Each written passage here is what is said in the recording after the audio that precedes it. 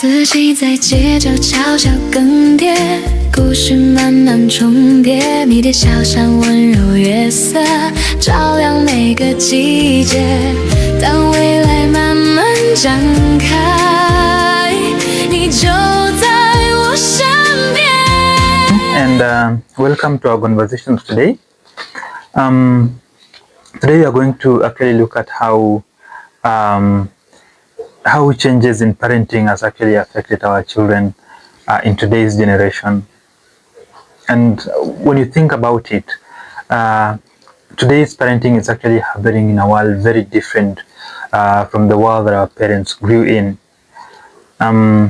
Different dynamics, different structures, how parents approach parenting in today's current world is very different as opposed to how parents actually approached parenting during our time and when we were growing up. And these challenges actually influences the outcome of our children and how children gets to behave and gets to understand the world around them. And there are several factors that we can actually look into, which are pointers that will actually show us how the difference in parenting is actually affecting our children.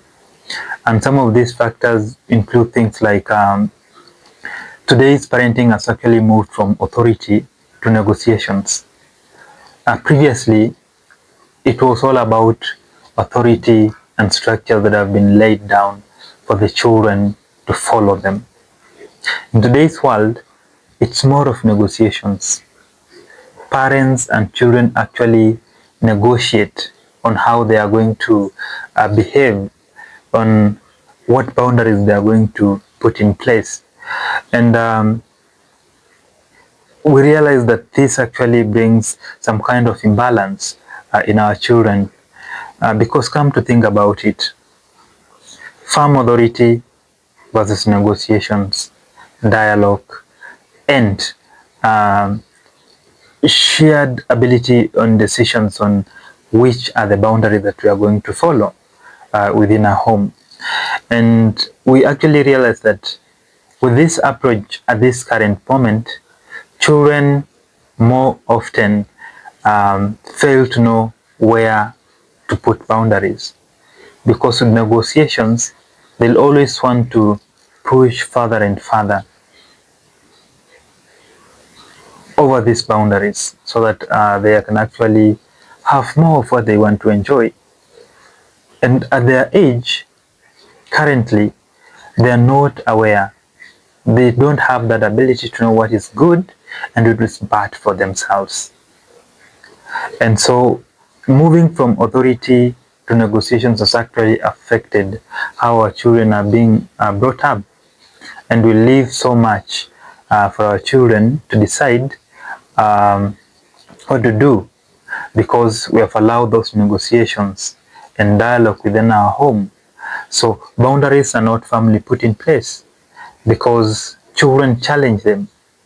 Through these dialogues and negotiations, children challenge these boundaries. And so there is no firm authority anymore from a parent.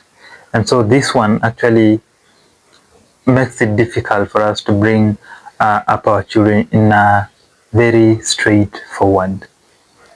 Looking at another aspect that we can actually look at as a pointer is moving from community raised to individually raised generation.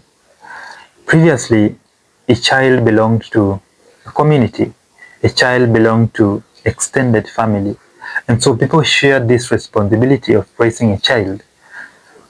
Things like discipline was a shared responsibility among adults within the community. But then when you compare that to what is happening in this current generation, my child is my child. I punish my child, I discipline my child, but anyone else apart from me is not allowed to correct my child. That is the current world that we are living in. And when we actually look at what are the shortcomings of this, as compared to a child being raised as a community child, is that children actually experience what we call short of role models, because now children are going to rely on two parents or two caretakers or two caregivers for them to acquire everything. And when we actually remind ourselves that parenting is not all about direction and telling our children what they are supposed to do, but it's more of doing what is right and letting these children observe and learn. If you look at the previous way of community raised children, there was variety of role models within the community. So these children will actually have a variety of people to look up to grow and observe these people. And so parenting became actually easier during those days, rather than today where children are actually going to only depend on two people who are the parents or two caregivers for them to learn, observe, and grow up as responsible adults. So changes in those dynamics are what are affecting our children. Another thing that we could think about is from outdoor play to screen-centered living. Previously, we embraced having our children play with other children outside. But in today's living, our children are more of screen-centered individuals. So most of the time is spent indoors, watching, looking at the screens. And looking at how this affects our children, we actually look at how their health is affected as well. When they go outside to play, there is a lot of physical play. There is that social interaction. So children develop social IQ, children become fit, children actually develop that good health out of that physical play and outdoor exposure. But then when we look at the current generation, most of our children are indoors most of the time. So they are unable to go outside and do what we call socialization, play, actually get that physical exercises, but rather stay indoors, watch, and that has actually affected our children. When you think about it, these screens that our children are actually watching every day, every now and then, constantly stimulates their brain. Children ends up losing that ability to tolerate boredom and actually engage in activities on a sustained period of time,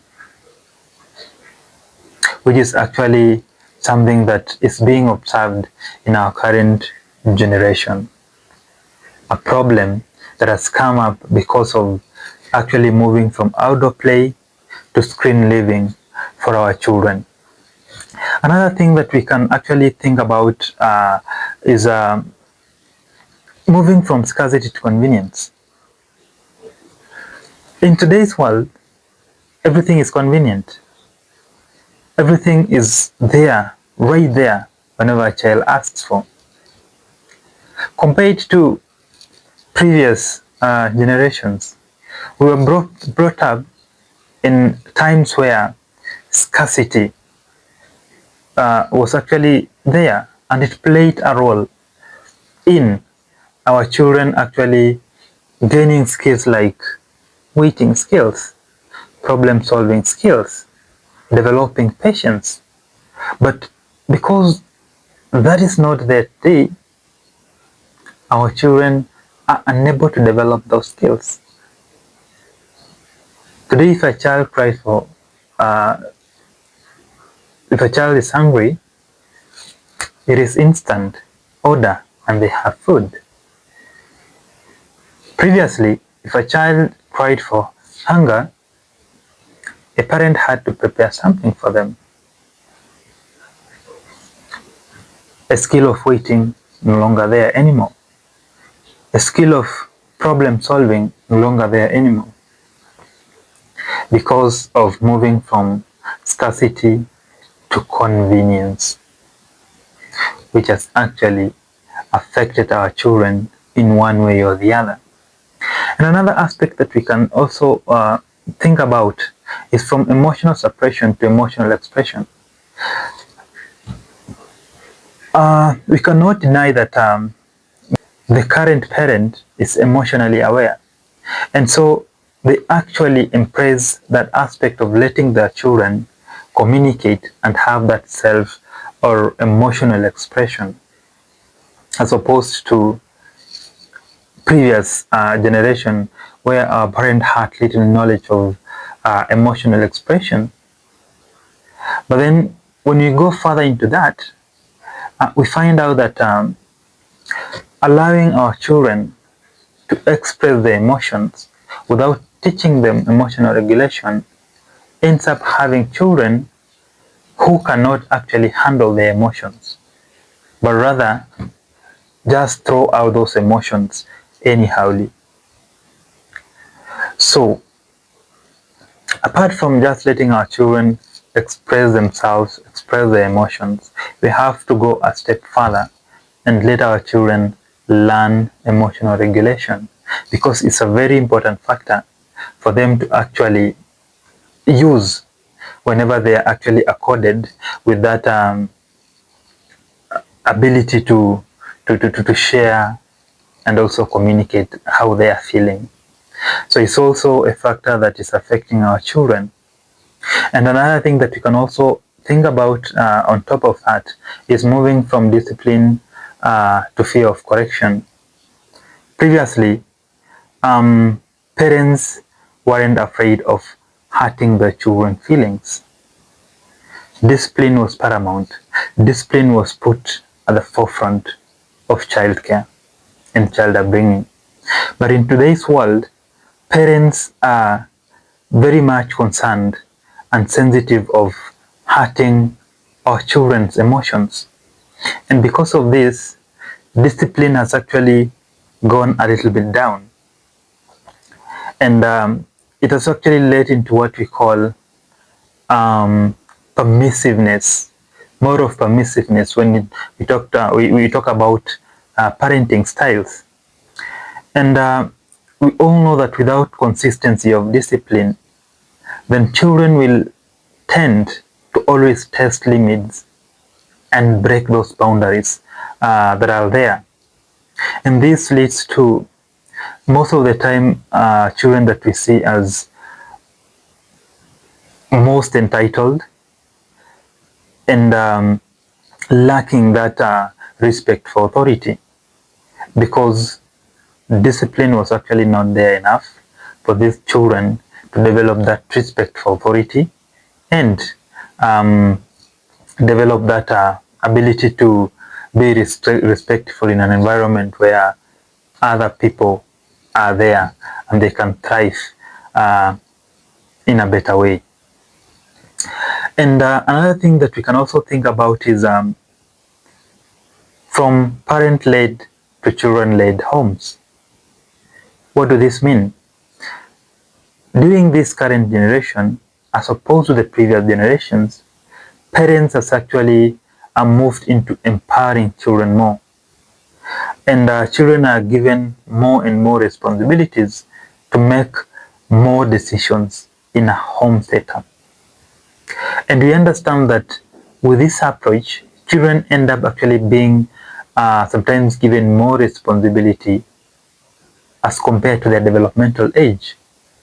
With this aspect, children are exposed to pressure, stress at an early stage, stresses that they're not meant for them, rather meant for their parents. And because of this, as our children grow up, they can actually detect that emotional dysregulation that is happening because of that pressure, stress, and a lot of things that children are exposed to at a very young age, compared to the previous generation where homes were mostly led by parents. But then, what can we say about all these things that we are talking about? What kind of balance do we need in homes? We need a balance of the two. When we look at the parenting at this current moment, and just a few of the things that we've talked about in this video, is that children ends up acquiring some of the most valuable skills that we actually need them to have. Skills like empathy, when children are allowed to express their emotions, to understand how emotions works, to try and regulate their own emotions, to communicate well. Skills like self-awareness, skills like better communication. But then those skills are not totally enough for a child to grow well and thrive in a community. We also need structures in a home. We need routines. We need boundaries. Things that can only be given by a parent. And actually, we talk about things that were being done very well in our previous generations. And so when we bring a balance of these two together, that parents play their part and make sure that they're creating structures, they're creating these boundaries, they're creating routines that are very essential for the development of our children, and at the same time allow this generation, these children to be able to share about themselves, share about how they are feeling, develop that emotional intelligence aspect of it, and also have that better communication. A balance of these two will actually give us a very best generation that we long to have. And this one actually comes, let's not forget, this one comes when we have a parent who is a conscious parent. A parent who is understanding what they are doing and not just doing it because they happen to have a child.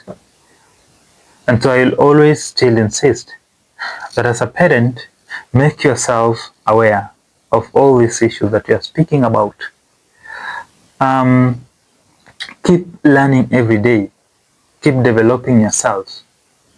Understand that our children are going to observe what we are doing. They learn from what we do. Children learn what is important and what is not important from what we give our attention to, and from what we actually take away our attention from. Send a message to our children. And so as a parent, develop yourself. Make sure you are a parent who is actually showing good example, modeling well in the society, so that your children are able to learn through observation and become good children, the generation that all of us want to see. So don't forget to reach out for parent coaching sessions, and also don't forget to reach out for children sessions. Thank you so much for listening to me, and have a nice evening.